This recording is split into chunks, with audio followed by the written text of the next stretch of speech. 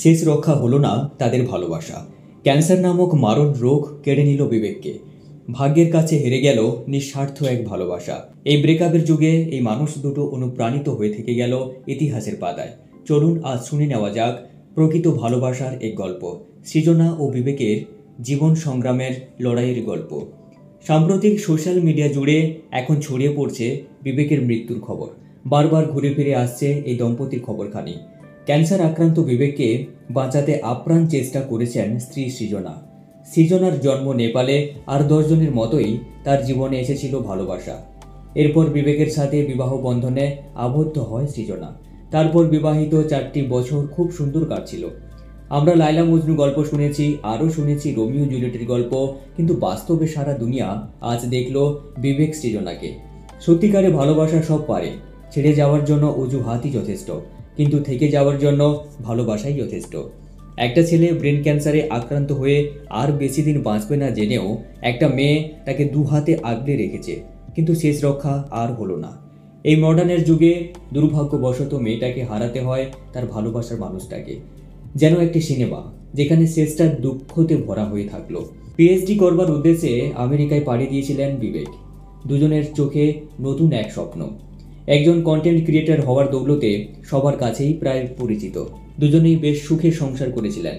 আজ যখন ব্রেকআপ, ডিভোর্সের মতো শব্দগুলো খুবই প্রাসঙ্গিক ক্রমশই, তবে সেই মাটিতে দাঁড়িয়ে সৃজনা রোজ নতুন করে ভালোবাসতে শিখিয়ে যায়। সব মিলিয়ে বেশ কাটছিল তাদের জীবনযাপন। জীবন মানেই তো তুমুল সংগ্রাম। জীবন নিয়ে আমরা ভাবি এক, আর হয়ে থাকে এক। 2022 সালে হঠাৎ করে এই বিবেকের 4th স্টেজ ব্রেন ক্যান্সার ধরা পড়ে। কয়েকদিনের মধ্যেই বিবেক হাঁটার ক্ষমতা হারিয়ে ফেলে। কয়েকটা অপারেশনের পর স্ত্রী সৃজনাকে জানিয়ে দেয় বিবেকের হাতে আর বেশি সময় নেই। নিজের ভালোবাসার মানুষটা বেশি দিন বাঁচবে না। যেন গোটা আকাশটাই ভেঙে পড়ল তাদের মাথায়। দুজনেই অঝরে কেঁদেছিলেন। দুজনের জীবনে নেমে এলো ঘন কালো অন্ধকার। তবে এটাই কি জীবনের শেষ পরিণতি? যে পরিণতির ভয় তারা পেয়েছিলেন, যে দুঃস্বপ্ন তারা প্রতিদিন দেখতেন, তবে এটাই কি সত্যি পরিণতি হলো? কত স্বপ্ন ছিল তাদের, কতগুলো রাস্তা পেরোতে হয়েছিল একে অপরের হাত ধরে, কত মুহূর্ত বাঁচার ছিল, একটা পুরো জীবন কাটানোর ছিল। এবার কি সবটাই মিথ্যে হয়ে গেল?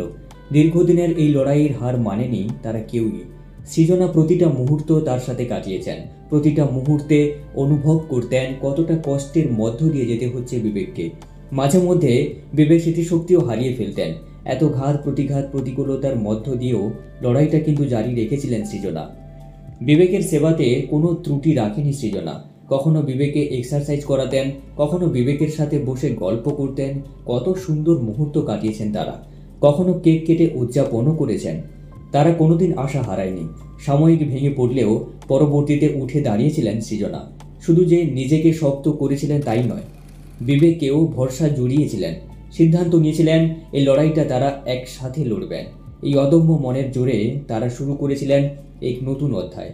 শুরু হলো চিকিৎসা। একের পর এক সার্জারির মধ্য দিয়ে যেতে হয় বিবেককে। চিকিৎসা চলাকালীন যখন বিবেকের চুল ঝরতে শুরু করে, তখন সৃজনার লম্বা চুলগুলোকেও ছোট করে কেটে ফেলে। পরবর্তী কয়েক মাসে বিবেকের শারীরিক অবস্থা আরও অবনতি ঘটে। তারপর বাকিটা ইতিহাস রইল। এই সময় একটাই প্রার্থনা ভগবানের কাছে, সৃজনাকে শক্তি দিক এই কঠিন সময়টা কাটিয়ে ওঠার। বিবেক সৃজনার গল্প আমাদের আরও একবার মনে করিয়ে দেয় বাংলার অভিনেতা সব্যসাচী ও ঐন্দ্রিলার গল্পকে। ঠিক একই রকমভাবে সব্যসাচী আগলে রেখেছিল তার প্রেমিকা ঐন্দ্রিলাকে। গোটা খুশিরম পরিবার শ্রদ্ধা জানায় বিবেককে। এই স্বার্থপরতার যুগে বিবেক আর সৃজনার যে উদাহরণ তৈরি করেছে তা তাদের বর্তমানে বা অবর্তমানে ইতিহাস হয়ে থেকে যাবে। কিছু কিছু ঘটনা আমাদের হৃদয়ের গভীরে নাড়া দিয়ে যায়। আরও এইরকম ভিডিও দেখতে আজই সাবস্ক্রাইব করুন আমাদের চ্যানেল খুশির রং। আমাদের ফেসবুক পেজটাকেও ফলো করতে ভুলবেন না কিন্তু। সবাই ভালো থাকুন, সুস্থ থাকুন।